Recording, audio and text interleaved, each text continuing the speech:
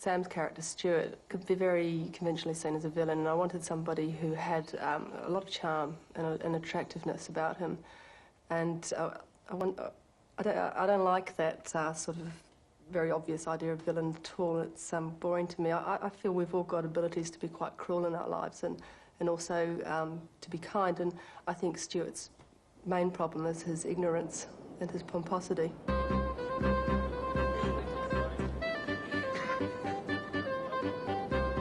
It occurred to me that Stewart was someone who has a kind of exterior that's like a shell of self-delusion.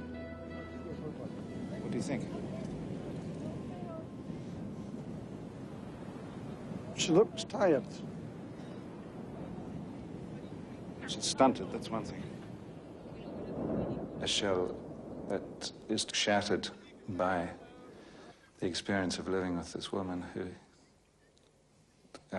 explodes every kind of conception that he's had about himself and about his place and his future and his present and his universe in general.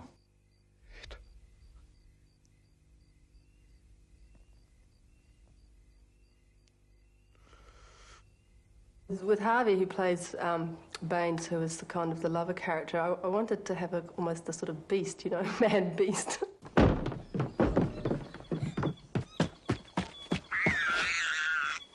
Where is she? Shh. What you doing? What you doing? Where is she? I was also really impressed by the way that he kind of owned Baines, that he really felt he understood the experience that Baines was going to be going through. And I really wanted the actors to claim their characters in that sense, because I felt the characters were so complex. I want to crush his skull. No! They had to really decide that they knew who these people were and want to live through them for that time.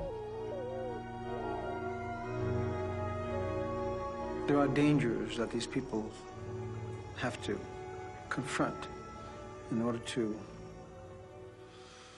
understand their identity.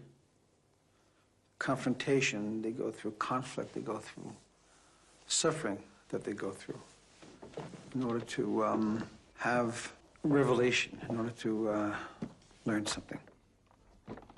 Get out. Leave! They have the courage to confront what they need.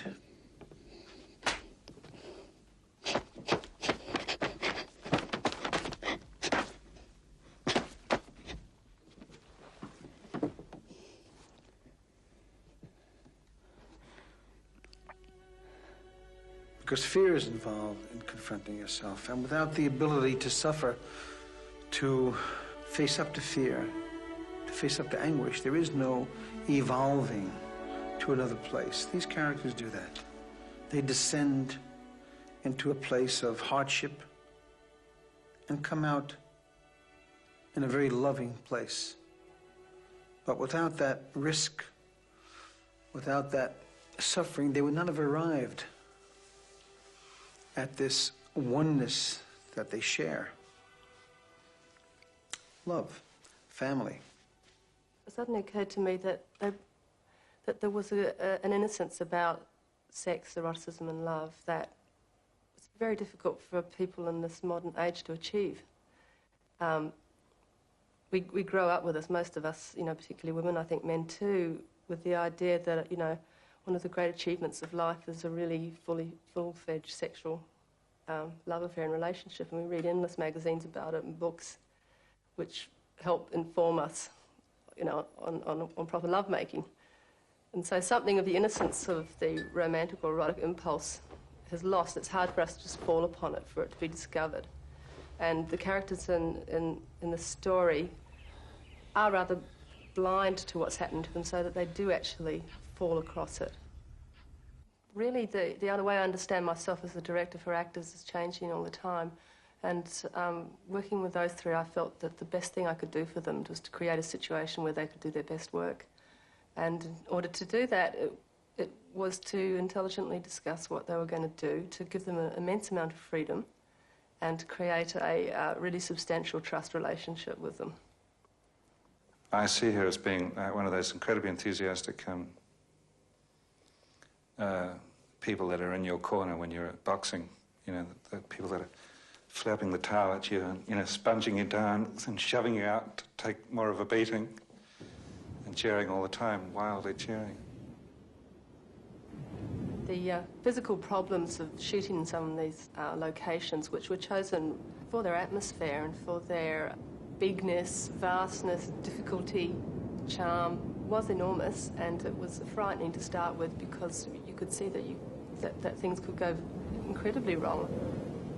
I was very interested in the first meeting about locations that Jane had with our location finder. They both started talking about the trees in this extraordinary way. I mean, I thought bush was bush, but suddenly it took on a quality of, a kind of mythologized quality, that there were so many different kinds of landscape in New Zealand. And I came to know that and to love that.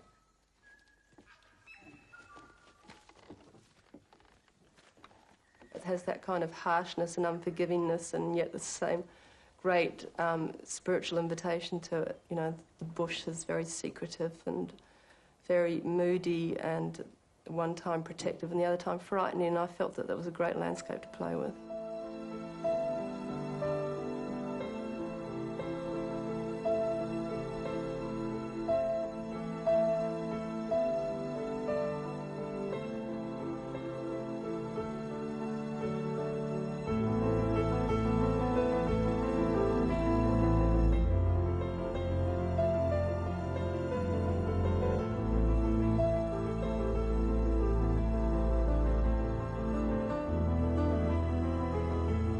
Jane is someone who really does push you in terms of keeping that image of what you originally wanted to do very focused in your mind.